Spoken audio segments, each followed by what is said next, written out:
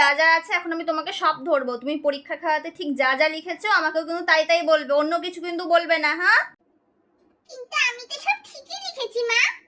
তো ঠিক বলেছো তো এখন এখানেও বলো, কি আছে তাতে। আচ্ছা এটা বলো, শি ড্যাশ টি, তুমি মাঝে মানে শূন্যস্থানে কি লিখেছো? আবার কোনো প্রশ্ন হলো? সি ড্যাশ টি, মাঝে তো আমি এ লিখেছি, মানে ক্যাট, মানে বিড়াল। আচ্ছা শোনো, এরপর তোমাকে বলেছে যে ফ্লাওয়ার দিয়ে মেক দ্য সেন্টেন্স করতে, মানে একটা বাক্য বানাতে। বলো তো তুমি কি লিখে এসেছো? তোমার কিন্তু আমি অনেক করিয়েছি এটা। আমি লিখে এসেছি আই লাইক ফ্লাওয়ার্স। আচ্ছা এরপর বলো তো ভাবেল কটা ও কি কি? ভাবেল তো 6টা। কি বললি? না মানে ভাবেল তো 6টা না।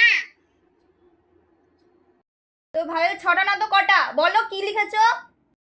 আমি তো 5 আর 6 দুটোই লিখে এসেছি।